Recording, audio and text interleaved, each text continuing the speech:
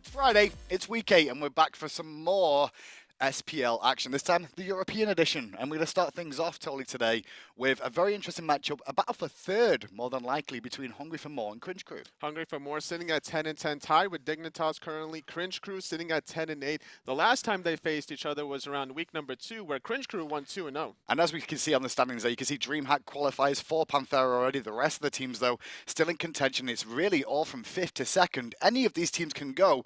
But when we look at how these games are going to be played out, Cringe Crew probably with a little bit of an advantage here, Toli. A little bit of an advantage based off of the way they started in the beginning of the season, but the way Hungry for More have been playing recently, with CaptainTwig playing very aggressive, they have a set strategy that they want to execute. The way they explored the speed and the blue buff specifically, I expect Hungry for More to come out guns blazing. What do you think it's going to be?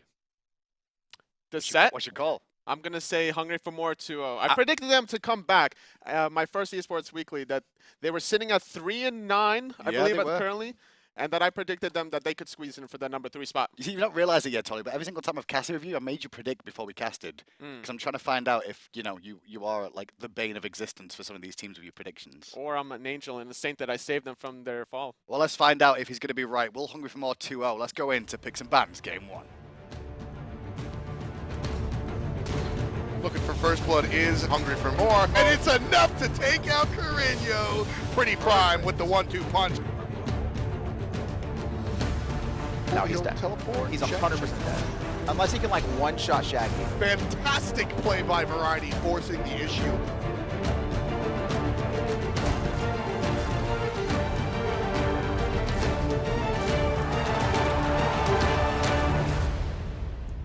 So the last 4 sets both these teams played, Cringe Crew ended up going 5-3 up against Leftovers, Torpedo, Paradigm, and Dig. Meanwhile, Hungry for More have been on a pretty good streak at the moment against Paradigm, Dig, Fnatic, and Torpedo Gaming. They end on 7-1. So a bit of an orb streak for the boys of Hungry for More, and that's what puts them in a position as contenders to go to DreamHack. And partly it's also due to the fact that they did a little bit of a roster swap, moving Zindern back to the coaching position, bringing in MANALIKE, the comfortability with Variety, and with the aggressiveness from CaptainTwig, they definitely found their new footing moving forward. Agreed, if Twig can keep going with that. And I think like a lot of players, MANALIKE as well, coming into the scene. MANALIKE, very aggressive support, knows the role well, looks at the initiation, and Twig can just follow up off the back of that. Bans coming through, though. See Zeus and Najar banned out by Cringe Crew in response Kepri and Raijin. Raijin on the rise in terms of the ban scale at the moment, and I'm not going to be surprised to see him stay this way for a while. It's a good ban from Cringe Crew, taking away Naja from Twiggy, because that also limits the availability for PrettyPriMe, whether he wanted to do the Scylla or the Vulcan. Now you're not going to have that Naja setup. Also, Cringe Crew going to take away Apollo here. Yeah, Apollo picked up for Cringe Crew, so more than likely going over to Shaggyshenk in the duo lane, I should say. He's played a lot of Kronos and Sol for most of the season so far, and there's Twiggy's secret weapon. Twiggy's secret weapon is the Nemesis. He's been playing really well there. However, Hungry for More's other weapon was Ataraxia, spoiling the secret where he said, like, my KDA on Apollo is so high, look at this. And then Cringe Crew is like, well, okay. Hey, we'll but just respond without picking it. He's got Chiron in his back pocket, though. Right? I mean, yeah. But it's Chiron. It's Chiron, though. You got Apollo Global. Let's tell you what, MANALIKE's going to be back on that Sobek once more, and this little combination they ran with the Nemesis last time round worked out very, very well for them. Flip them in, and the Nemesis ults them, and eventually the mage gets involved, whichever PrettyPriMe was on. Mainly Raijin it was back in the last couple of sets, was just able to burst him down completely. Tier locked in, though, for the solo laner. Like you mentioned before, the strategy for Hungry for More is to focus that one target, burst them down. They don't have the Raijin available to them. We'll see what mid-god they elect to do. There's still a lot of bursty mages available. Scylla is open as well. PrettyPriMe is known to do those high bursty mage gods, so we'll see what they like to do. As it is going to be Guan Yu. And it's Guan Yu that gets locked in, but looking at Batz and Tier for Cringe Crew there, what kind of mage do you want to see in the mid lane coming out here, Toli, for Hungry for More to be able to, handle the pressure and the CC ability of those two gods? It's a lot of displacement between the Tier and the Batz. Anything that can lock down and do a lot of bursts at the same time. Could see potential Raw following up as well, which will allow the Tier and the Batz to play aggressive. You have the Raw sustain, you have the Raw searing pain to follow up off of the CC for Cringe Crew. And talk about CC, because he Hungry for More, well aware of the lineup Cringe Crew have already selected, so Hungry for More will ban Athena away. They don't want to have to deal with the taunts from EmilZy as well. Second ban's now being looked at, and Hungry for More with the option. Can't really go wrong with the Athena ban because of the global pressure that Cringe Crew has with the Apollo. You add an Athena on top of that. Why would you want to deal with the double global presence? Taking away Ares as well for the aggressive support option. And Guan, you probably going to the solo lane here for variety as well. I want to see what they're going to pick against the Sobek in that support role now that you don't see Athena and Ares. What other options are there? EmilZy has been known to play Sylvanas every now and then. The way he rotates is very efficient, and they respect that. They're taking away the Athena, they're taking away the Ares as well. There's some other options as well. There's the Kumba Karna. You can always set up your mid laner with Kumba. However, depending how you want to play, if you want to peel for your back line and aggress, then Sylvanas would be a really good option for EmilZy. Especially when you got that good front line in Tian and Batz there. But you mentioned respect, and Cringe Crew have that for Hungry for More against Chiron. Chiron does get banned. They don't want to see Ataraxia on that. So Janus will be locked in for Hungry for More's mid laner here. Really good global pressure coming out of Hungry for More with the Janus and the mobility to boot. You have the Nemesis that's on Twiggy, who's going to play aggressive, especially when you have MANALIKE on Sobek as well. All these aggressive gods coupled up with the Janus threshold and the portals through the wall is going to allow for not only the engage, but more importantly, the disengage after the invades. They will have the sustain with Guan Yu as well to re-engage after this. So choose Scylla, locked in. Once again for Cringe Crew. One of their go-tos. They would have liked Naja with that, but they banned it themselves because they were very aware of the combo coming out from our boy CaptainTwig. And Jing 10 will be the support this time round. He's been around a little bit more just lately. His roots back. His ultimate's a little bit on the weaker side, a lot of people are saying at the moment because of the wind-up time, but it still makes an impact. It's good now here because to have Xing Chen paired up with the Scylla, the Xing Chen is going to set up a root, and then Scylla's going to double root, and it's going to do a lot of damage. Xing Wei being locked in. Baby, second time we're going to see this god played this week since it's been allowed into competitive play in Xing Wei. First time in Europe, and what a surprise to see Ataraxia, the one to pull it out. He's known to make these kinds of builds, known to play other gods in the hunter position compared to other hunters. He's very comfortable going outside the box, and we'll see how that's going to transition as we go head into the game. Up with the ultimate, not going to find anyone. There's the combo. Kero off the assist. There's Kero, double kill from the side lane. Comes out onto Dimmy. Kero winds up with a triple kill at the 10-minute mark.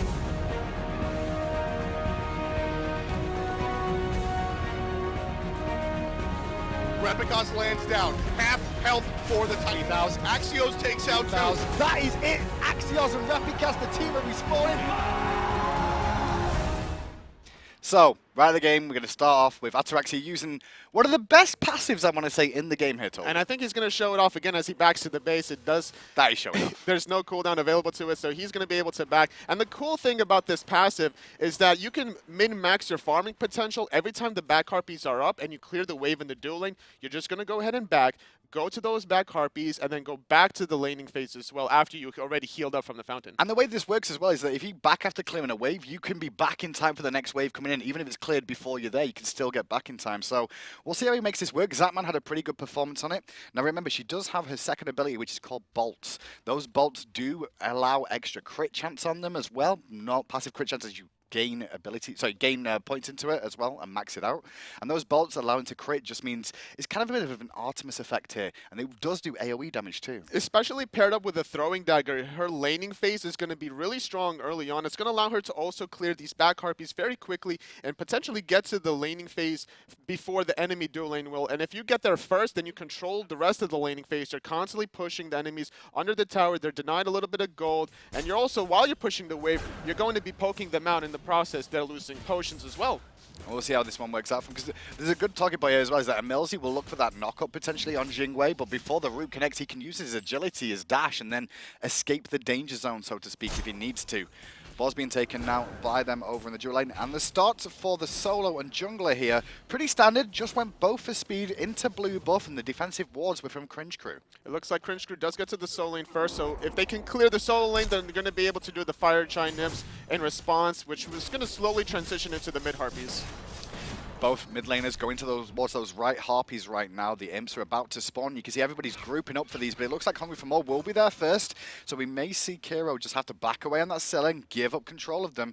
And the imps are taken, and now the right harpies are as well. So small advantage for Hungry for More so far. So far, they are able to secure that right side mid harpies, electing to neglect the Fire Giant Nymphs in response. Hitting level 3 for both Twiggy and PrettyPriMe is going to allow them to play aggressive and should be able to have a slight advantage on the left side mid harpies. As you tune in with that mid lane there, you did see Kero does have a power pot, as does Repikas. PrettyPriMe, however, did not elect for one, but CaptainTwig did. So 3 power potions in total, power potion advantage to Cringe Crew for the next few minutes.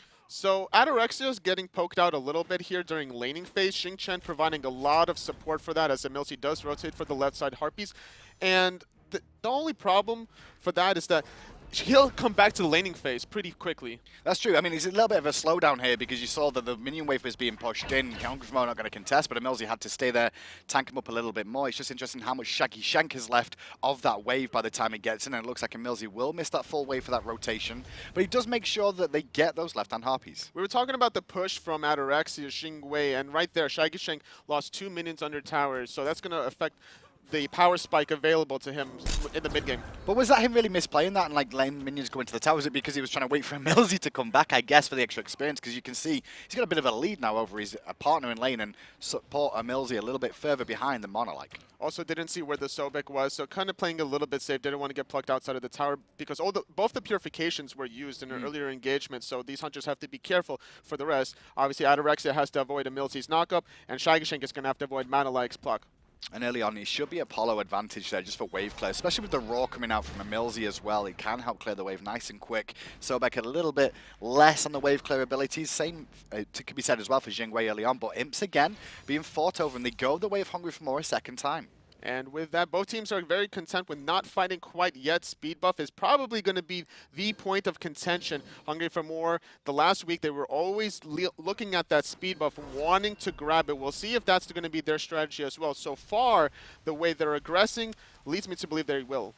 Hello, my old friend. Repikas actually hid very nicely there, but I think Variety smells something here. It looks very odd the way he walked into the jungle, and he has an idea that he could be getting ganked. Both these soul laners have to respect the fact that if the jungler is missing, you can't really position yourselves in the middle of the wave too far away from your tower. Even if you do have cavalry charge in that situation, if you get Humbat's ulti before your CC immunity, you will get bursted down, especially if the tier times is fearless against a wall after the Fear No Evil. And I will say this season, Hungry for More's Variety here, he seems to have stepped up with his map awareness more than anything else as well. He recognized something was very strange there, and instead of overcommitting or maybe getting himself out in an awkward position, he was ready for the potential gank and gets away with it. And that's really important. Cringe Crew tried to take away Variety's comfort pick on the tier. He's known to play tier very often in the earlier season.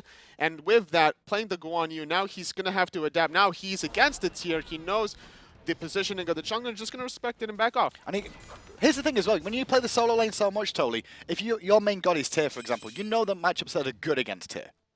Is there a way for you to be able to adapt to that and make it work in your favor? So you just have to know where your strengths and weaknesses are. Obviously in the early game, your clear is a little bit awkward because you have to use your defensive dash to bunch up the wave, and then you use your offensive stance switch and clearing at level 3, which puts you in a little awkward position. However, in team fights, Guan Yu transitions a little better than tier the longer the team fight lasts. Tier is more about the burst. I'm coming from behind. I'm going to be able to fearless you into my team if you're not careful with my blink. Hungry for More looking at the Imps again on that right-hand side. Variety in position, but I think we saw Repikas steal him away with a cheeky monkey throw there overall, and now you can see Axioz trying to zone Variety out away from those minions on the right side as the left ones go the way of Cringe Crew. 4-man split for those left side Harpies. So far, Cringe Crew a little bit down gold-wise, not too much, 200 gold down, 500 experience down in the favor for Hungry for More. Speed buffs have both been taken, red buffs taken, so a little bit of lull in the action. Lull in the action has been that way for the start just because, but there's a nice little gust coming out there from Ataraxia, getting some nice free poke off. And the way the gust works is very similar to Hebo's 3, his knockup, where if you position it correctly, you can pull them towards you or away from you with that knockup and their positioning. You have to be so careful about walking towards the wave. If you get caught in that knockup and you position yourself towards the enemy, you get 3 shots for free with those explosive bolts, and that's going to do a lot of damage, especially if it crits. You already have the golden bow online, which is a lot of physical power at this early stage of the game. Well, for the fans of Jing at home, if you want to know how the pros play at the moment, Ataraxia has been maxing the gust, the first ability. We'll see where he goes to. Just keep an eye on that bottom left corner when we tune in with him and just see where he goes to. I expect to see possibly explosive bolts here, but agility, the 3 for the escape, has reasons to max that too. It provides you a lot of mobility as well. You have to make sure that you pair up your wing gust with the agility. You want to make sure that you use that to your advantage to chase down an enemy whenever, the Apollo is going to use his move, so you have to catch up to him. The way I see the agility is very similar to Rama's rolling assault as well, is the fact that the more you max it, the lower the cooldown gets, which means it's up a little bit more often for the safety factor. 12 seconds when it is maxed out, but you do lose that 25% crit chance of the explosive bolts if you go that way first. That's a huge trade-off, and you have to take that into consideration whenever you use that ability. In the mid lane, however, it looks like Cringe Crew just pairing up. They're looking to want to push the wave and then rotate from there. Meanwhile, Hungry for More just grabbing their speed. Yeah, grabbing speed, and once again, they're on point for those imps on the right-hand side, and you can see that it looks like Hungry for More really trying to exploit these imps early. There's a little bit of extra bonus gold and experience you get from those that only last for the first 10 minutes of the game. And what's important, Hungry for More realizes just how much pressure Cringe Crew is putting in the mid lane. There's no weaknesses in the mid right-hand side from Cringe Crew. So Hungry for More is not even trying to steal the speed buff the way they did in the earlier weeks. So what they could potentially do is... Oh, big fight in the jungle. I'm a monster used as well. The ultimate from EmilZy is almost on point, but the portal comes out from Prime to allow his teammate to escape. EmilZy forced back, and CaptainTwig cannot continue to chase as Kero comes in. I call him Captain Variety then. We need to rename them all to that. Well, Captain Variety, Captain PrettyPriMe. I mean, we could combine all their names into one and create, you know, a Power Ranger kind of... Variety, CaptainTwig, PrettyPriMe, Ataraxia. Kind of deal. So 3 ultimates were traded for 2 in the favor of Cringe Crew. Janus ulti is a big deal. They might be able to play aggressive off of that one specific cooldown being down. Well, we may see an invade coming out here. CaptainTwig is on the blue buff of Axioz here on this right-hand side. No map awareness from Cringe Crew for this going on at the moment. They did have a ward down, but they're not going to be here in time to be able to deal with it. This is really important, the way Variety played that. He's basically keeping Axioz busy in the solo lane while CaptainTwig is able to invade. And this is kind of like very annoying for the solo laner. It's like, okay, he didn't grab his blue, I didn't grab my blue. Everything's kosher, and then all of a sudden you walk around the corner, it's like, well... That's how things open up. Because from here, now Variety is going to be able to consistently have the blue buff timer and potentially solo invade it from there. CaptainTwig at the moment as well, he's known in the jungle for wanting to farm, honestly, through the early game. He doesn't really want to try and gank if he can help. And Nemesis kind of plays into that style. You want to farm, you want to get yourself online, and then when the team fights finally start to happen, well, you're a decent enough level to look for the actual damage. Especially when you're Nemesis with speed buff and a Janus on top, you do have the option to play aggressive with the mobility that the Janus will provide for you, as well as the speed buff. Looks like Repikas is just going to get poked out. Yeah, there's going to be a Fearless there, but on the left-hand side, Shaggyshenk didn't realize that he had MANALIKE behind him, and now he's in trouble. Going to try and jump up and find it, and he does! Ataraxia gets the killing blow. I'm a monster over the wall from Kero there. Was looking for something, but he wasn't going to be able to find it on that one. So a 1-for-1 on the map right now. Hungry for More and Cringe Crew keeping eyeing. The big thing for me, though, is fire imps. There's a lot of fighting over these fire imps at the moment. Why, Tolly? Well, before the Fire Giant does spawn, they will spawn every 2 minutes. After the 10-minute mark, when Fire Giant spawns, they will not spawn anymore. 90 gold. They're worth 90 gold every 2 minutes, especially when you're sharing it with your jungler, so he's getting the full gold benefit, you're getting half the gold as a solo laner. So maximizing that farm is pretty important, and that's why there's a lot of contention in the early game. Not many teams like to battle over this, but these two specifically know the value. Know the value. Well, the value's going to end in a moment anyway. We're down to the last 40 seconds, so they shouldn't spawn one more time. Speed buff goes the way of Twig. MANALIKE's going to be there to share the experience with him as well, as we do see PrettyPriMe and Ataraxia in the sky there, just returning back to the game. And you can spot Jing flying around up there as well, just like Apollo and Thor, correct?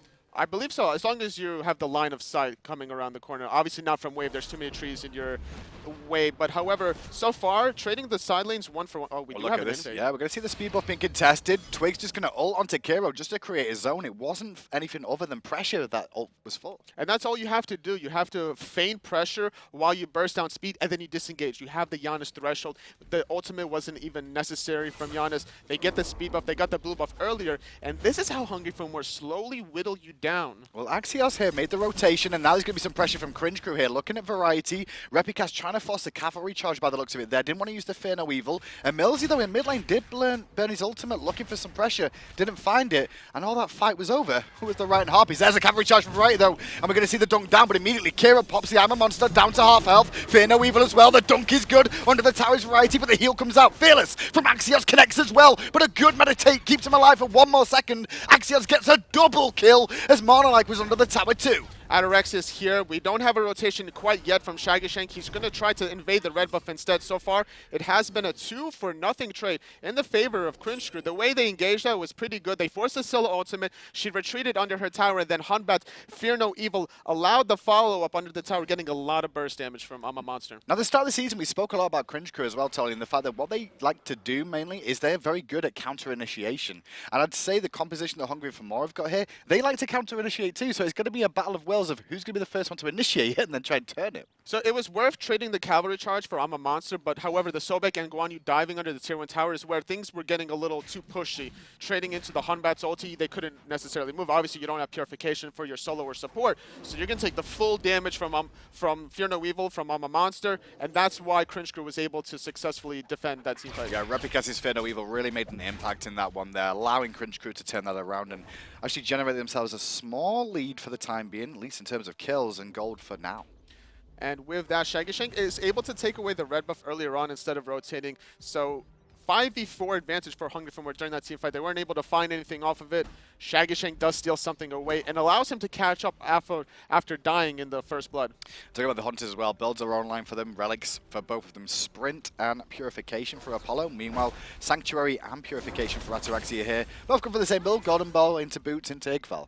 And the difference here is the Sanctuary dealing with I'm a Monster. You have to respect that burst damage. Even just a crush with the Soul Reaver damage late game, that alone is going to take you down to about 25% health, so you have to respect that by picking up the Sanctuary. Yeah, when you're squishing, you get hit by just a cripple of the root, and then you also get hit by the crush. You're pretty much dead then and out of the fight. But the good news is you are Jing Wei, so you can quickly recall if you're still alive and get back to the action again. Axioz low on mana here, and you're going to actually get some support coming out from a blink from Kero, but MANALIKE responds in spades with a very quick ultimate of his own. We saw yesterday, Last is playing the blink, so it looks like Kero got the memo. It's electing to try it out this game. We'll see if that's going to work out for him in the later stages of the game. Now he kind of revealed his card by doing the blink, forcing out the Sobek ultimate. They're not going to really get anything in return from that, so we'll see. And the thing with that blink as well is that Kero late game, when he gets the root maxed up like you will do, is can hit 3 people. So 3 people grouped and you hit that root, it's cripple as well. It's almost like a taunt in a way of playing it. Especially when you're blinking over a wall and they don't know where you are necessarily. You're getting set up by EmilZy. That triple root's going to do a lot of damage. Or if they know where you are, but they forget about the blink for a split second because of just the amount of distance away you are. Variety under pressure again, going to get hit by a Fear No Evil, and in the washing machine, and the dunk from Kero. And there was the full lovely combo coming out from the boys of Cringe Crew. They're looking at Twig now, but a good portal from Prime. Still look, though, the sprint is popped. The chasing the Shaggy is here too. And now they're going to try to secure the kill onto PrettyPriMe as he's going to use his Purification away. Axioz able to get the kill. So far it's a 2-for-0 trade in the favor of Cringe Crew as they're still going to be aggressive. MANALIKE might be getting traded. Oh, he's so close to death, but he will survive for now. Twig dashes away, and the whole team of Cringe Crew come out on top of that fight with 2 nice pickups and kills. And it's always been over these right-hand harpies and the imps every time. It seems like now the way CaptainTwig is playing, it's too easy to read the way he's moving around that right-hand side, and Cringe Crew has been adapted to the situation. They respect the fact that he's capable of making these plays, and now we do have variety going in. Has teleported in, he's going to jump off the cavalry charge and hit Kero, forcing Purification. Decent damage, but it's not enough for a kill. They do hold the tier 1 tower, but they're still going to lose left harpies to Shaggyshenk as well. Is this a power play for Gold Fury here? This is indeed. Cringe Crew is a little bit low, forcing out the Purification from Shaggyshenk. CaptainTwig still want to play aggressive. He's going to get turned on 3v1. He's got no dash as well now, but the shield comes out to heal him up a little bit. Still trying to turn onto Shaggy, but Shaggy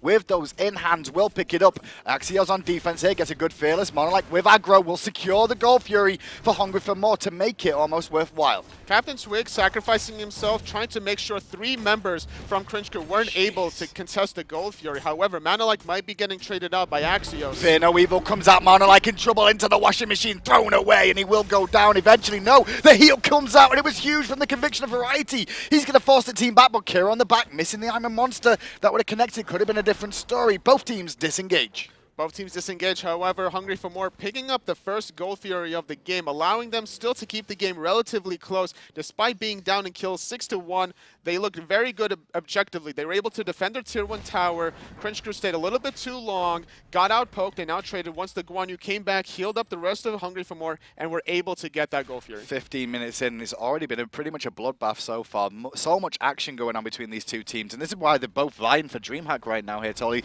They both have the potential to do it.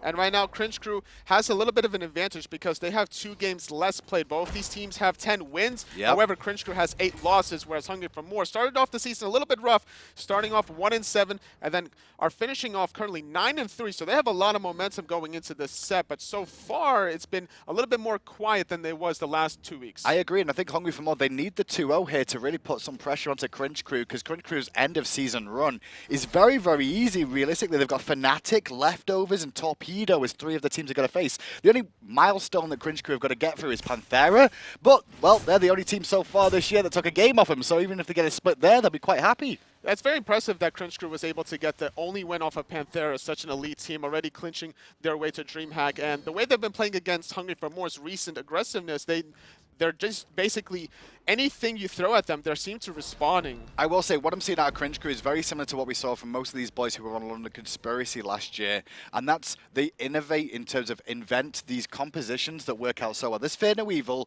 is very focused at getting variety. Variety can't pop his cavalry charge, and by the time that's going off, you also see EmilZy hit his ultimate, which guarantees Kero to be able to connect the I'm a Monster, so you delete the healer in Variety before he even gets involved in the fight. That's really important that you mentioned that he is indeed the healer. Like I mentioned before, the laning phase, the Tier's looking for the CC, the Guan Yu's looking for a very long team fight and being able to heal the rest of his team. If Cringe Crew answer that by removing him from the team fight, fighting 5v4, even if you use a couple ultimates to take him off the table, then you're not having to deal with that. You see the grass coming up there, the healing done so far. It's only 3.5k for 17 minutes in. We'll see how it is towards the end of this one.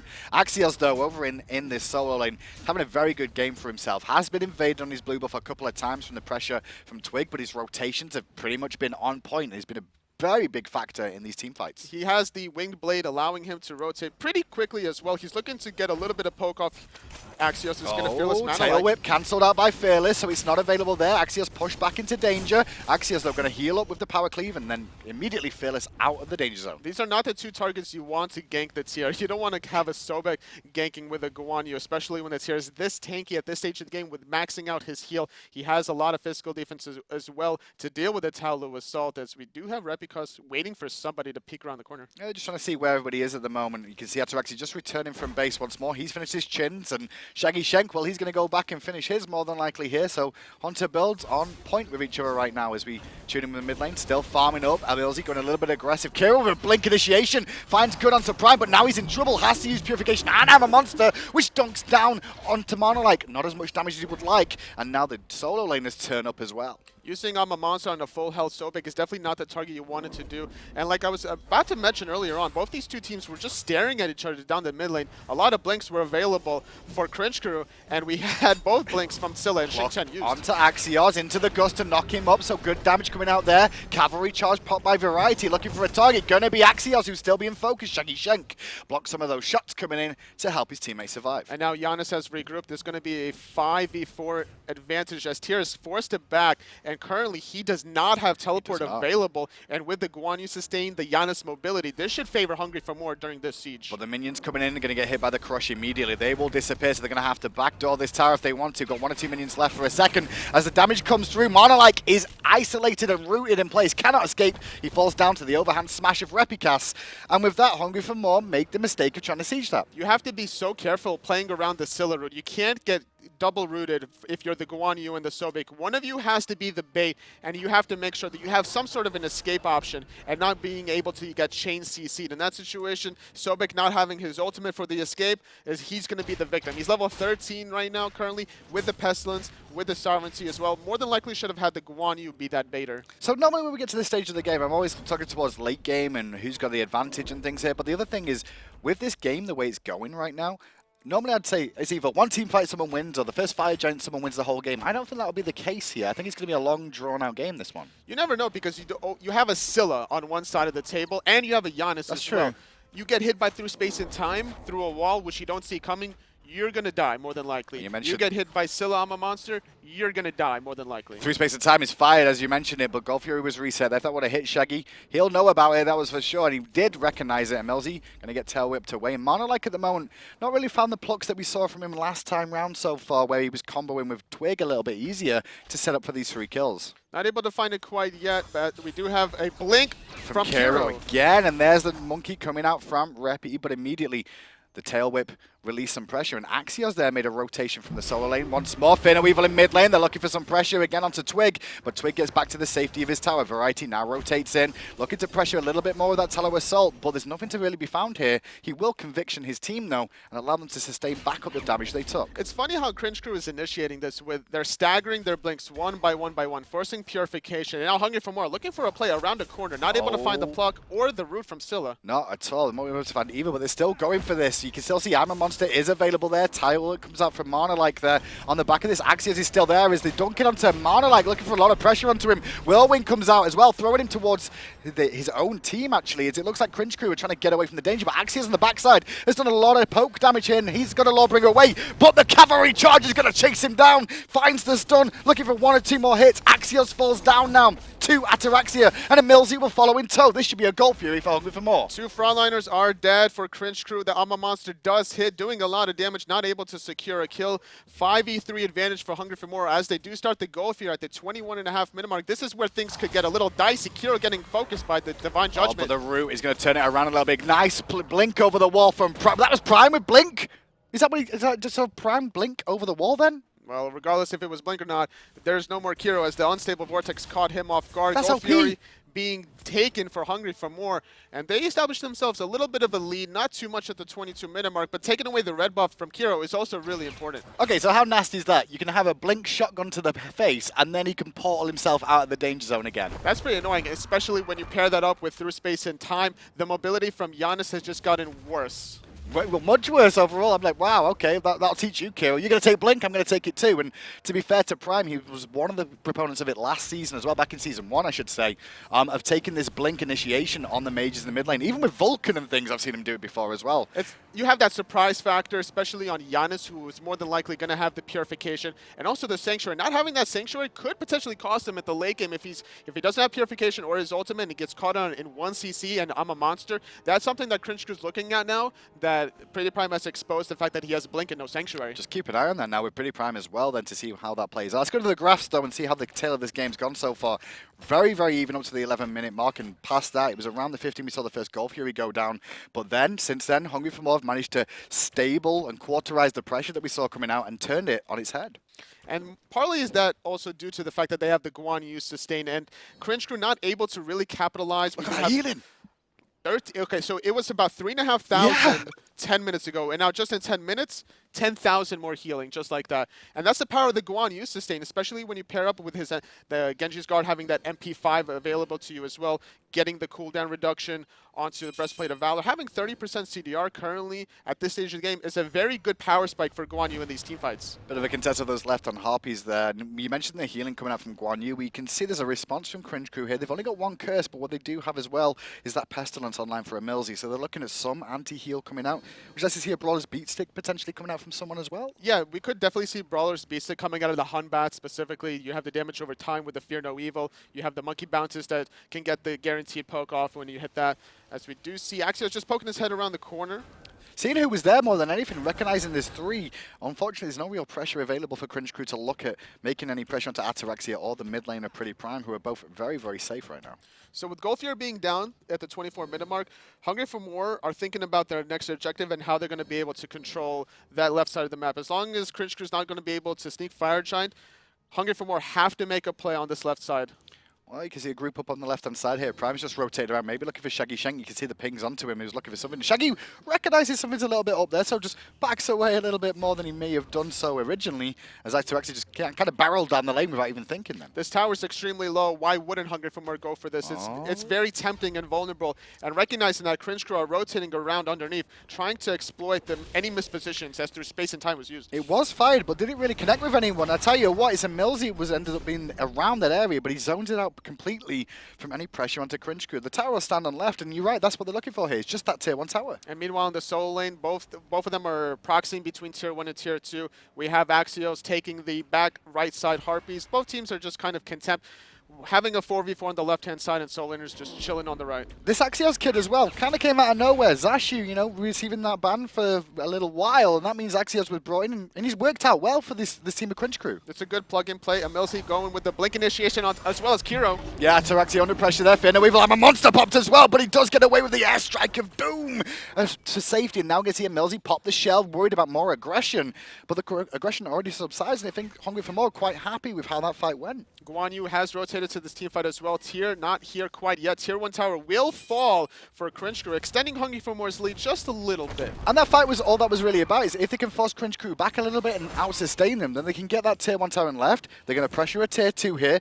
No real members just yet for Cringe Crew, going to be here for the initial wave, but round the back is Axioz. The pluck hits onto Shaggyshenk, but a good purification. A root from Kero from the blink is going to keep his teammate alive, but for how long? Not long enough, I don't think. Oh no, he will get out. Variety though cleans up Kero after that blink was now down, and now they're still pressuring his MANALIKE, still trying to tank up the tower and be a front line for his team, but minions are running out. Looks like MANALIKE is going to get traded so far as a 1-for-1, as we do have the washing machine forcing the purification out of PrettyPriMe. Variety is still in this team fight, He's fine. so it's favoring Hungry Apollo? for more. As Ataraxia is thinking about land again. But the tier 2 tower is now fallen, and that's pretty much should be the end of the day for Cringe Crew trying to fight this one, especially with how healthy Hungry for More are looking. Yes, all ultimates are down, but they're in such a good spot here. Hungry for More forcing that tier 2 ended up being a very good call. And now Golfier is responding in about 15 seconds. Hungry for More recognizes this. They're actually going to back and try to time it where they get back to the Golfier in time. Both Kero and MANALIKE are going to respawn at the same time, so everybody's going to be up and healthy for this Golfier. The way this game began, I was like, they need to make sure they don't give Axioz this tier, because tier, you know, got a good double kill early on, involved in the fights a lot, and then the longer the game's gone, I'm like, well, they probably shouldn't give Variety Guan Yu either, because that's a lot of sustain. A lot of sustain, 17,000 to be exact. Both the Guan Yu and the Sobek also picking up meditation on top of that. So the late game healing potential out of Hungry for More has to be answered with more anti-healing coming out of Cringe Crew. We mentioned they need Brawler's Beatsick potentially. They only have the one curse onto the tier and the Pestilence on EmilZy, but it's not necessarily enough. Well, Axioz looking towards a Pestilence here. It might not be a Pestilence that he ends up picking up at the moment, though. And at the moment, you definitely see Repikas looks like he may be heading towards either a Titan's Bane or that Brawler's Beast that we were talking about after finishing off Malice on his home Batz. Golfier, though, started up once again by Hungry for More. No response just yet from Cringe Crew, but they have an idea. As you can see the group up in the jungle coming through towards it. Only at half health. It's taking a little while. Those crits pretty good, though, coming out from Ataraxia right now. 5-6-6 onto the Golfier, but when the response from Cringe Crew arrives, they back up.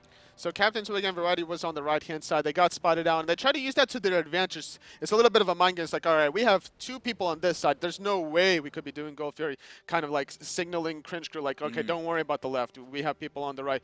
But Cringe Crew's veteran team, they're not going to get fooled like that. They're just going to put their head around the corner. The ward was there to spot it out on the bottom-hand side. And now Cringe Crew, they're going to take this moment to try and clear out the jungle wards that you can see are very deep from Hungry for More here. They've got plenty of wards in their inventory. They just need to start swinging around as a group, and that's what they're waiting for, I guess. Just drop the red buff and then group as a 3-man and make sure we clear out this jungle. Hungry for More, though, recognizing the wards haven't been cleared yet, are looking at starting the gold again, but when they see 3 members, I expect them to drop it, and there they do. And the moment of Ataraxia, just giving it some more love taps. A little love tap creating for 185. Kero forced an early purification from MANALIKE. This is better from MANALIKE now. He's finding these plucks and forcing the purification early. It's going to put Kero in a bad situation. You mentioned earlier that Prime has Blink. Well, Kero has Blink too, so that the only thing he's got to escape now is I'm a monster. That's true. He also has the escape mechanic on his third ability. Tian and Guan, you're still in the solo lane. Once those two rotate, that's when both these two teams are going to start doing some fireworks around the Gold Fury so far. 29 minutes into the game. Well, we do have the Blood Shuriken of Doom picked up here for Ataraxia as well to go with that build. Extra mobility, and when you take that into account with the agility as well as the gust, there's a lot of damage that you can see coming out from Ataraxia now, and mobility if he finds those crits, and combined with the bolts, he'll definitely find those. EmilZy going to zone them away from the Gold Fury once more and get engaged on, but immediately he's going to pop the ultimate and try and throw him away from the danger. Still under pressure though is EmilZy here, but great comes in from Repikas around the back. I'm a monster popped as well by Kero, having to deal with Twig, who was looking right at him. Meanwhile in the fight, Shaggyshenk awkwardly caught out of position here. Fantastic puck comes out as well from MANALIKE, allowing Ataraxia to pick up the kill. Good crush, however, from Kero, but a double kill for Xing. Axioz trying to get something happening in the backline. Not going to find it. Going to lose his life in return. 2-for-0 trade for Hungry for More. They're going to be able to get this Gold Fury for free. They can easily transition this into the Fire Giant. They have the damage. They have the sustain available. They have control of the game. They do have control of the game. And let's be honest, Cringe Crew, the way they played it, their 3-man unit at the beginning of this game was stronger. Batz, the Scylla, and the Jing had the pressure onto Hungry for More. But when it became a 5-man fight, it was a different story. But the 3-man route from Kero will cancel out this fight completely. MANALIKE still has tower aggro, and Repikas does hunt down PrettyPriMe and find the kill, but Hungry for More, well, they'll lose a man, but they will also take a tower. That was a very important pick to get the Janus in that situation. That triple root, so powerful from Kero, stops them in their tracks. No crush available shortly after that, but the Hunbats was able to find the kill onto PrettyPriMe. Had they transitioned that into the Fire Giant instead, more than likely would have been a safer call, especially if they had one of their tanky frontliners zoning. That way, the root wouldn't hit 3 members in that situation. It would only hit 1 tanky target. Well, I said they got a tier 2 tower in mid off that fight after losing Prime, but they'll also take that tier 1 on the right-hand side to even things up there as well. So let's go to the graphs and see the lead now that Hungry for More have got with the Gold Furies and those towers. So about 10,500, 31-minute mark, 8,000 experience currently. Favoring Hungry for More gold-wise. Experience, both teams looking about level 20 mark, so even in that regard. However, the team fight, it's been dictated by the Guan you sustain as well as the mobility from this Nemesis Janus. That last engagement, the Nemesis just bum-rushed the Scylla. Yeah, all the way through, just went straight to the backline, hit EmilZy, and then just went straight at Scylla and Kero without having the purification that got burned by MANALIKE a little bit earlier on. Had no real option other than to pop I'm a monster, otherwise get chewed out by CaptainTwig there.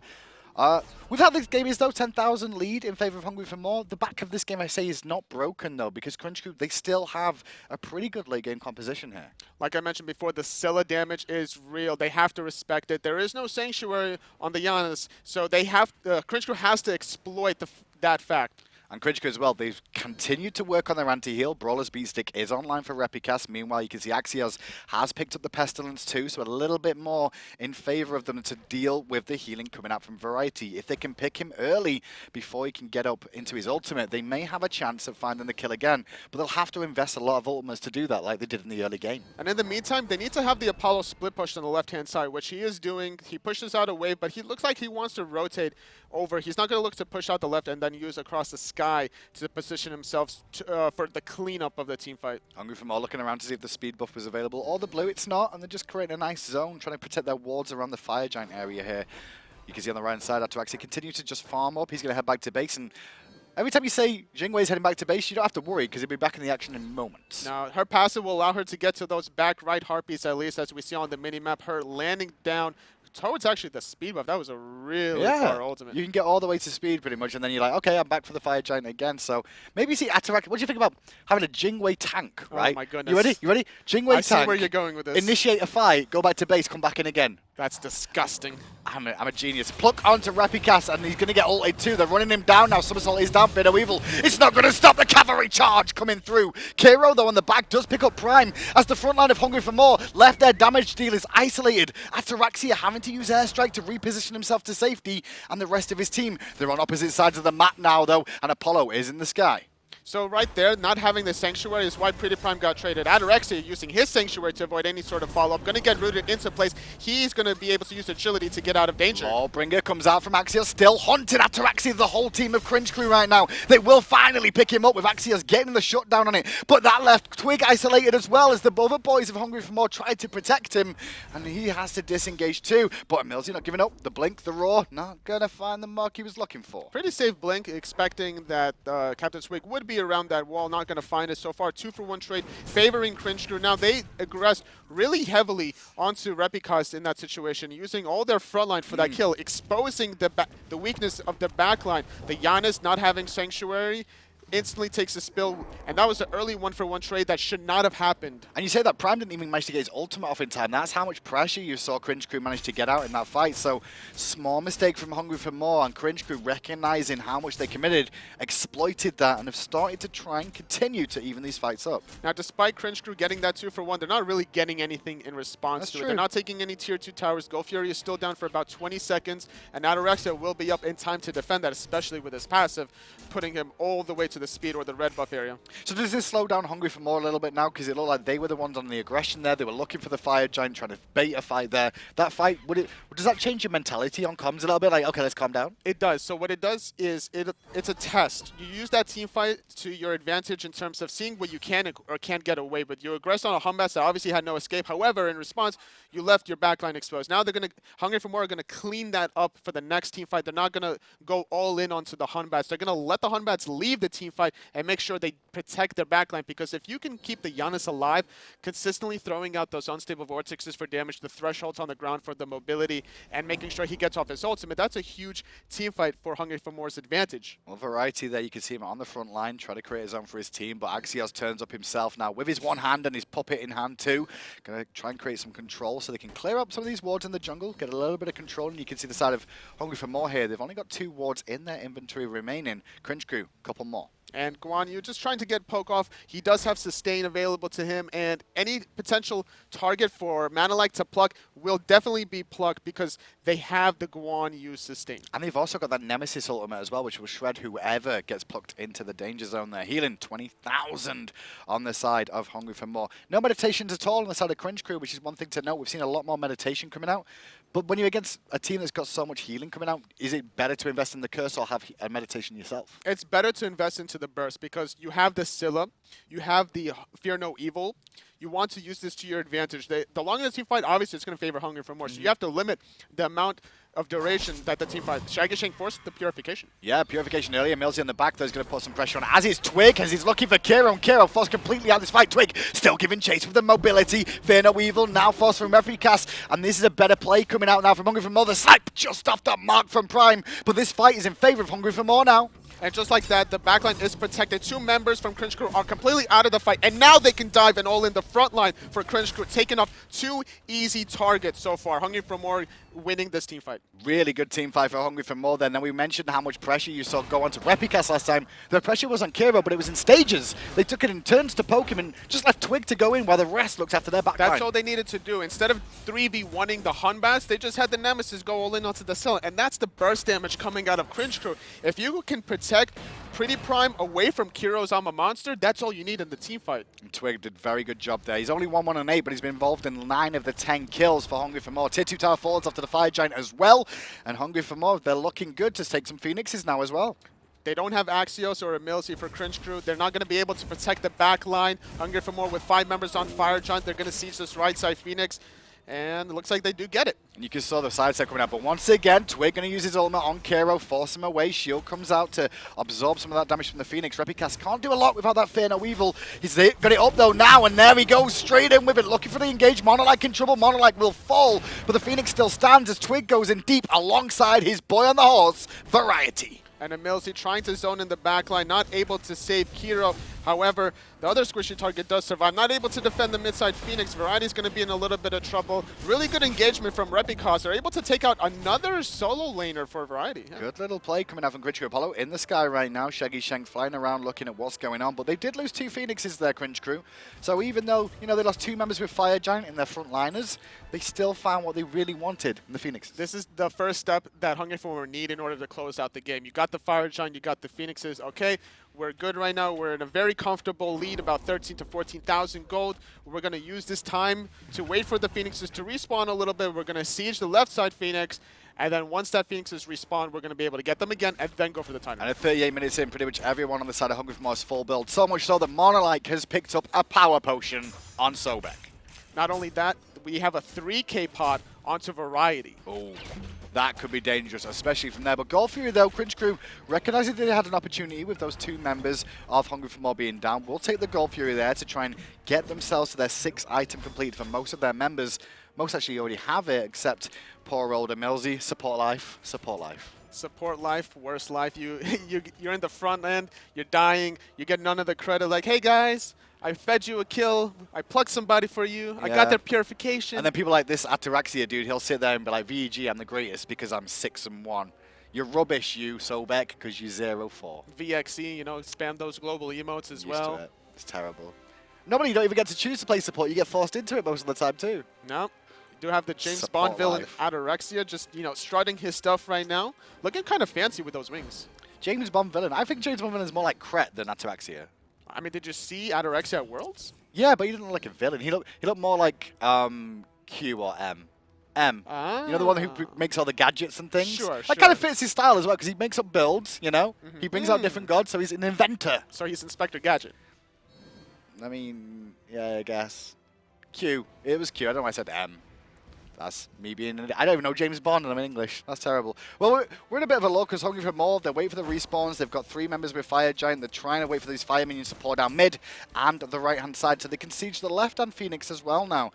Cringe Crew doing a good job of defending at the moment, but every single fight, if they win something, they don't get much out of it, whereas Hungry for More, they'll take towers and Phoenixes. So Hungry for More on the minimap, right now there's a fire wave into the Titan room. Kero is forced to defend, and this is where Hungry for More is going to take advantage by sieging this left side Phoenix. Yeah, left-hand side Phoenix now being looked at is mid lane. You can see the pressure coming out there from Twig, dealing with Axioz and actually poking Axioz out nicely.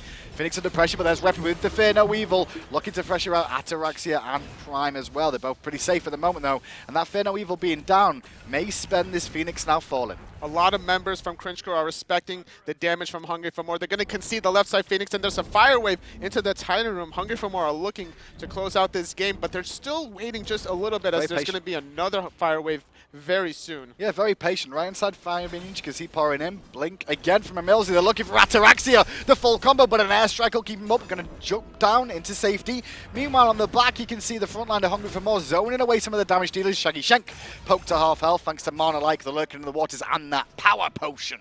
They tried to take advantage of the fact that Ataraxia didn't have the purification, not able to find the kill. Cringe Crew in a lot of trouble as well, as Variety is trying to chase down Axioz for the kill. Well, he hit a wall a little bit, and I think that slowed him down finding Axioz, but it does allow the Titan to be pressured here. I'm a monster popped, a dunk hits for 1 kill, a dunk hits for 2 kills. He's not going to find a third, I don't think, unless MANALIKE stays in range, and he doesn't. Kero still giving chases. Repikas cleans up PrettyPriMe. Apollo in the sky. Cringe Crew have a turnaround moment. Oh my gosh, are we going to see a throw? Oh my god, the 70-second respawn time is totally... This is Cringe Crew's style now, it seems. MANALIKE go and end. So even though they did get a 4 for nothing, MANALIKE's going to make sure that there is going to be a deicide. A lot of damage was dealt to the Titan. They have a lot of towers, Cringe Crew, to go through, and I don't think it's going to be able to end off of this. Even though respawn timers are quite heavily Variety, Twig should be up in terms of defending the Titan. They might get the middle Phoenix off of this, but not the Titan. So is your Fire Giant or middle Phoenix? Well, Fire Giant right now looks like it's going to be the call for Cringe Crew. They're a little bit low here as Repikas is just sitting around. They really want to get this Fire Giant. They're not expecting to be able to get the tower and the Phoenix fast enough in time for Variety and CaptainTwig to respond, because they also have a lot of mobility, especially with PrettyPriMe responding. Throwing out that through space and time will allow the other members to chase targets down. Well, they will get this before PrettyPriMe can spawn with that ultimate, and it will go the way of Cringe Crew, so they'll hold for now. Middle Phoenix has respawned. Right one did fall again, however, so they've still got 2 Phoenixes to have to defend here. Now the thing was, if Cringe Crew neglected the Fire Giant and went for the mid, then they would have been able, Hungry for More would have been able to get the Fire Giant in return. Like I mentioned, they would have chased them down, and now Cringe Crew is basically delaying Hungry for More from being able to close out the game. And now Cringe Crew having the Fire Giant, they're going to have the sustain that they were lacking a little bit to try to deal with Guan. It felt the way Hungry for More played that. They were trying to wait for Fear No Evil to be used and then wait for Fire Minions to kind of weaken the Titan and for them so they don't have to do it. I mean, realistically, with that, the composition they've got there, they could have bursted the Titan really quick if they would have looked at it. They're playing really safe right now. A lot is on the line. This could be the deciding factor for which team is going to make that number 3 spot. Hungry for More 10-10 currently, Cringe Crew 10-8. This game means a lot for the both of them. There's a lot of teams like around the same stats. Yeah, I mean, they're all about 10 wins at the moment, from 5th all the way through to 2nd. They're around 10 to 11 wins, so it's still anybody's game right now for who's going to be going to DreamHack, and both these teams in contention. Hungry for More definitely need a 2-0 here. They're primed for it. Pretty proud. But they've also got Cringe Crew who, let's be honest, they've held on again at their own Phoenix and their Titan. They're primed for it, but are they pretty enough to make it? Stop. Just stop. Somebody has to do it. Just stop. That's my job. You're supposed to be the intelligent one. You're a very good teacher, so I learned from the You're the intelligent one. I'm the idiot. That's what I'm here for. I'm the joker, the jester, okay? I can swap. Don't steal. Do you want to swap? Not really. I was going to say, you make all the jokes and I'll sit and try and be intelligent. That sounds I'm good. So Govio goes away Hungry for More, and you can see that we're in a moment of action where experience means nothing, and the points don't matter on those graphs really, because pretty much everybody is full build now. Phoenix in mid lane with the respawn there. You're going to have to see Hungry for More starting to group up for that, but the other issue is left Phoenix is due to spawn again soon. Saving grace though for Hungry for More is right Phoenix is going to take a little bit longer, which means the Titan will not start regenning just yet. Hungry for More are going to have to figure out a way to be able to close out the game. There is no improv available to them. They're going to have to structure this very accordingly and be very meticulous about every little thing that they do. Even getting the ward in this spot right here is very important. They want to make sure that they don't get flanked underneath. If Repikas were to blink from behind, get off of Fear No Evil, doing a lot of damage, forcing a lot of purifications, that's going to make the rest of the siege difficult. Repikas with the Fear No Evil, immediately purification from Ataraxia comes out as well. Charge spray off the mark from MANALIKE, and through space and time just whiffed from Prime. It was a nice angle, but he didn't find what he was looking for, and both teams wait for the fire minions on the left-hand side to come down to Hungry for More. Cringe Crew here to defend, but no Fear No Evil available. Shaggyshenk going to defend the Fire Wave on the right-hand side. He still has his global available. And the fact that Hungry for More doesn't have Fire Giant is the reason why they don't want to play this aggressive. It's Cringe Crew that has the Fire Giant, so they have the sustain, and Hungry for More have to deal with it. And on your screen there, the final Phoenix of Cringe Crew does respawn again, so the Titan will start regenning now once more. Phoenixes will stay at half health, however, but the Titan regenning means that trying to siege it again is going to be another issue, and Shaggyshenk, recognizing he may be getting collapsed on there, actually took to the sky to scout around, and with that extra mana he now has from that ultimate, is going to allow him to stay in there a little bit longer. With the recent changes to his ultimate, draining less mana per second while he's on the chariot, just going to use that to his advantage at the late game. You're level 20, your base stats are really high, so there's nothing to worry about, especially when you have the Fire Giant regen at your disposal as well. And now Cringe Crew's going to play aggressive. Yeah, they waited for the Phoenixes to respawn. They realized Hungry for More weren't going to contest, so now they're going to pressure mid lane. Hungry for More doing the speed buff, they're going to have to just accept the tier 2 loss in the mid lane. And it won't give golden experience, and like we said, not much of a matter now if everybody full build, but it does weaken the Titan. So if there is another fight on the enemy side and you get wiped again at 70-second respawn timers, this could turn Phoenix being pressured in mid lane by Hungry for More. MANALIKE off the mark with the charge spray, but Kero gets hit by CaptainTwig's ultimate. Fear No Evil forced defensively. Washing Machine from EmilZy comes out to force them all back. MANALIKE surrounded by 4 members and gets a portal from Prime to escape from danger. Axioz, though, is going to be run down by the cavalry charge of Variety. The pluck into PrettyPriMe will pick up the kill there, and now EmilZy, isolated on the back trying to zone, also falls, and now there's a power play for Hungry for More once more. They can easily chase Shaggyshenk. He doesn't have his ultimate available, and they have the Janus mobility if they choose to use it. However, they're going to look to chase down Kero instead. We do have the blink forcing the... Oh! Outplay! That was amazing! That was so good. So he drops the crush on the ground to slow down CaptainTwig. Here's the blink, pops it, turns around and goes, "You what?" And deletes PrettyPriMe off the map. Bad news is, though, that's still going to be game. I think Hungry for More should be able to end here, Toli. It is a 4-on-2 situation. Had he gotten the double kill and stayed alive, then maybe Cringe Crew would have been able to hold this first game. But man, what a game. So they were able to defend successfully these Phoenixes. Yeah. However, once they had to leave their base, the strategy from Hungry for More showed itself, where CaptainTwig constantly focused Kero, getting him out of the team fight early on. And without that damage, Axioz zoning out in the backline, there was no damage to follow up. I just did a super smash cast. That's what I did. I did a smash cast and I didn't say anything. I just went, I was way too excited by that little play. It was pretty hype. Game 1, though, looks like he should go to Hungry for More. They've taken 2 Phoenixes. They're taking the 3rd just to be sure. 48 minutes in, Fear No Evil from Repikas, though. Once again, looking for Ataraxia, who uses Sanctuary and Purification to keep himself alive. Twig, however, focusing on the Titan. And so Hungry for More wants a Fire Giant, apparently. are they that worried about ending? They're more worried about the team, I guess. So right now, they just want to make sure that they have everything at their disposal before they fully commit to the Titan. They could have, realistically, they could have ended that game. It was 4-on-2 for a little while. All they needed was 1 Phoenix. They didn't need to go for all the Phoenixes in that situation. And the Titan weakened already. We know that. There's no towers on the map, so he's pretty much lowest health. Obviously, there's a little bit more when a Phoenix falls, but I think they could have bursted out as a whole team there. Without Prime, they were a little bit worried, I guess, of the potential burst coming out from Cringe Crew. They're playing this so safe, Hungry for More. I'm worried that they're scared of losing this game and not trying to play it to win it. And the thing is, like, when the Scylla has respawned in this situation, that's going to make the defense easier for Cringe Crew. So that was the one opening that Hungry for More had. However, at the end of the day, if you still get the win, then it doesn't really matter how you get the win. That's true. That's true. The long run, as long as you get the win, is the main thing. Hungry for More now in the Fire Giant, not going to be contested by Cringe Crew. No one with really any sort of ability to come in here. Maybe Apollo at a risk, but you don't really want to send your Apollo in. Fire Giant to Hungry for More for the 2nd time this game, and now with 3 Phoenixes down, they're going to wait for those Fire Minions to come in. And can Cringe Crew hold another time?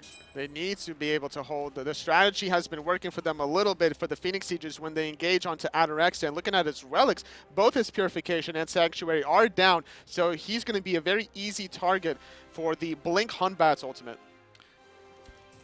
Once again, Cringe Crew hanging around. in their own base, trying to defend, hungry for more, looking for an opportunity, playing very defensive on this one. I would like to see MANALIKE a little bit further forward, looking for those plucks a little bit more, but instead they're holding back again. They're waiting for minions from all angles. I'm not sure what they're so worried about here. Are they just worried about the full combo hit? They don't want to expose their backline. The Janus through space and time that he tried to get a cheeky ultimate through. Gonna hit EmilZy, getting him down to half health. And if you're hitting EmilZy for half health in that spot, you're going to one-shot a squishy. Been a bit slow for me to actually recognize one of the reasons they're waiting. Ataraxia does not have his purification up or his sanctuary. So if they just hold on those 30 seconds, all the relics are available for them. A little bit more safety for that Hunter on the backline in case he gets engaged on. And that's what Repikas has been trying to do to him every single time. And you could just go put in a hot pocket real quick for 30 seconds before Hungry for More. They're nasty. Yeah. They're nasty. What are you doing eating Hot Pockets, Hey, you were talking about Smash Bros, right? Yeah, no, but I wasn't eating Hot Pockets. I mean, you could have a pizza roll, right? No, stop. Pecky's likes pizza rolls. That's He spams it in the nasty. chat all the time. Oh, Pecky's. It's always Pecky's. Why do we always go back to Pecky's? He likes the pizza rolls in the Twitch chat. He played for RG. Nobody even knows who they were. Does that tell you? What does that tell you? I don't know who RG was either. Yeah, me neither. Yeah. I've never heard of him. I saw some people at LAN one time. Lassus I heard was on RG. Do you know Lassus? Remember him? I have no idea. Did you ever play with him before? Nah. Who's No. Lassus? No. Oh, Glass, sorry. You said Glasses? No, Lassus. Oh, Lassus. Lassus. Laissez-faire? I mean, I know you played with a guy called Lassus on the team, but he wasn't very successful back then. Nah. It's got better since then, though. Hungry for more. Looking to finish out this game. Can they do it? Will they find a pluck initiation, or is CaptainTwig going to keep doing the strategy and focusing out Kero in the beginning of the team fight? The issue is now Kero is positioning himself in a way Here we that's go. MANALIKE difficult. goes in. Lurking in the water's popped already. Trying to zone back Cringe Crew. Prime hanging around at the back as we tune in with him. Meanwhile, the Tian being poked at by fire minions, but cleaned out by Cringe Crew. And yet again, Hungry for More are holding off.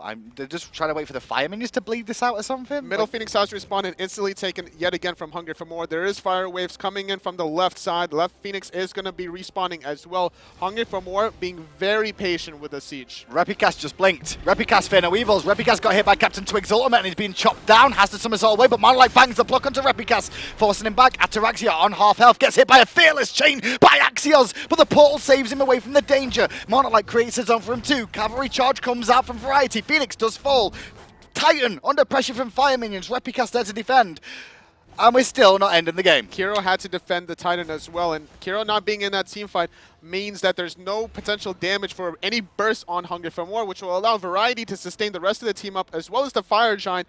And Hungry for More are going to go for this third Phoenix yet again, potentially for the 9th time. Titan is sitting relatively low at about 50% health. They can easily all in this. They might wait for some ultimates to come back up, whether it's going to be lurking in the water through space and time, and the cavalry charge as well. Well, MANALIKE on the front side again. Going to try and create zone, looking to hunt down Kero. Finds the block, forces purification. I'm a monster popped. I'm a monster off the mark. CaptainTwig, though, is not. And he's going to pick up Kero on the back with the kill onto him. Meanwhile, the rest of the team being focused down and pressured from Axioz, but Ataraxia gets the kill. Pluck onto Repikas, forcing him to somersault away. Repikas will fall. And finally, we're going to see Hungry for More look to clean up this game. I don't see this anytime soon now being over. Finally, we see, I think, you know what, I've realized what Hungry for More we're doing now? Because they lost games at the start of the season, they were farming Phoenixes to catch up on Phoenix kills this season. Oh, that could be it. Makes sense, right? Maybe padding their stats as If well. EmilZy, I was going to say, if EmilZy turns out on his own, that would have been impressive. That would have been a very nice double kill for Game EmilZy. 1 goes the way of Hungry for More. Nice little play coming out from them. More delayed than anything I want to say towards the end. I think they could have. I think they were so worried about losing the game. It's a different strategy. Whenever you can play these long, enduring games, you're whittling the other team because you're also taking their mentality out of the second game. When CaptainTwig, we've known him to play very long out games in Fnatic back in the day, and now he's been playing more aggressive recently. But now, because of their unsuccessful ways of invading earlier on, they're able to bring it out towards the late game, and they're just basically starving them out. And Cringe Crew at the start of the game got off to a great start. They had some good engagements in the jungle where we saw the first blood initiation happen between the two. And it was all around this area here. Kero combining with the Fear No Evil and I'm a Monster to just pick up that first blood kill. It was a nice little play coming out from Cringe Crew. And that kind of continued for the first 15, 20 minutes of the game. We saw a lot of ultimates from Kero. Axioz was setting him up as well with the Fearlesses coming around the corner. He had a little bit of an advantage towards the early game, positioning himself, able to find Variety here in this clip. This is where they dove a little bit too far trying to kill Kero and getting punished for it around the corner. And it was just once again, Cringe Crew got off to a flying start, but it wasn't all Cringe Crew, obviously Hungry for More were the ones that came out on top, but the tier showed off early on. And to be fair, we could have shown clips of variety, but it would have just been conviction, conviction, conviction, and Cavalry charge, constantly yeah. healing up the team over and over again. Good play from both teams. Game 2, what do you want to see differently? More than likely, I want to see Ataraxia do the same thing that he did the last game. He was the main focus, where he was getting the Blink, the Hunbat's ultied from there. So he has to make sure that he adapts to that kind of engagement from Cringe Crew. Xing was played in that game as well by Ataraxia, and he had a very good game on it overall. Do you want to see him ban that away potentially, or pick it? Is it such a threat for these people right now? Well, the way the late game worked out, the mobility from Ataraxia on Xing did a lot for him. Being able to rotate over, getting... You know, the team fights happen, he gets poked out a little bit, he comes back in later. Yeah. And in that situation, getting poked out, and then he can come back into the team fight. And gets those crits off with the explosive bolts, using the gust for the extra attack speed as well. And the mobility you get out of agility just combining nicely to pick up a couple more kills for his team. I think most of the time when we see a new god enter the Pro League or enter competitive play, it's mainly because most teams aren't used to seeing it, so they don't really know how to fully play against it in a competition yet. It seems that Hungry for More has been doing their homework in the first game with Xing. We'll see if in the